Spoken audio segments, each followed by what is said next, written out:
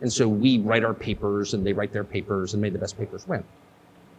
I don't think that's what we're watching now at all. I don't think we're watching a debate over how to get to the best outcome. I think that's completely wrong.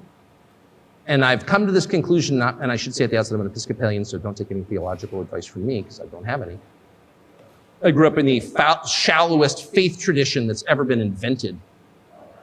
It's not even a Christian religion at this point, I say with shame. But I'm just saying this as an observer of what's going on. There is no way to assess, say, the transgenderist movement with that mindset. Policy papers don't account for it at all.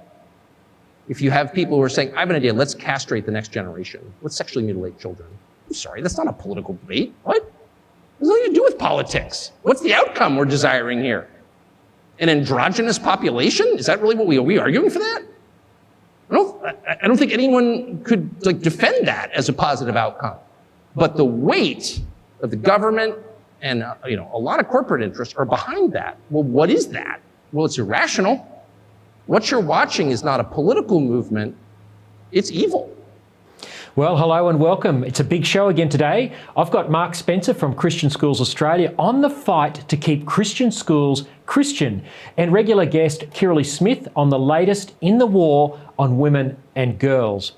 Now, what Mark and Kirralie are fighting is the radical LGBTIQA+ political ideology, which is supported by the radical left and the libertarian right of politics. And it is so important that we get across these issues if we are to understand what is really going on in Australian politics and policies in the Western world more broadly. You won't want to miss those two important interviews. And while our political overlords are obsessed with their culture war issues, I'll analyse what they are ignoring, and that is the cost of living crisis that is making housing for the young people in our nation unaffordable. But first, what you just heard there in the cold opening, and this is going to feed into what we're discussing in the rest of the show this week, was American Fox News commentator Tucker Carlson giving an address to the 50th anniversary gala dinner of the Heritage Foundation in Washington, D.C. 2 days later, Carlson, Fox's highest rating presenter with more than 3 million viewers per night, was sacked. There's all sorts of speculation as to why, but it is clear that the Australian owners of Fox, Rupert Murdoch and his son Lachlan, had decided they wanted Carlson gone.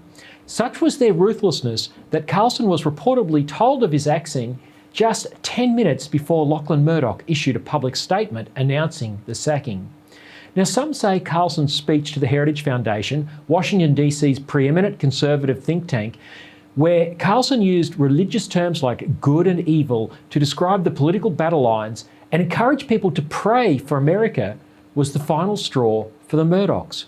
Now, we may never know the truth, but what arrested me when I first saw this clip online was the fact that such a prominent commentator and powerful debater was saying what we all know deep down in our hearts. Evidence doesn't matter to the woke left who are radically reshaping our society. Good arguments, well-produced, written papers of high academic quality don't matter anymore and have not mattered for some time. When evidence doesn't matter, all that's left is the exercise of raw power, and that's where we are today in our political discourse. Carlson rightly mentions the transgender issues and how it makes no sense logically, and yet woke media, academia, and corporates all bow to the rainbow flag and all enforce its dogma. If you want to keep your job in media, academia, or in a big company where pronouns are in every email signature block, you'd better keep quiet about your beliefs.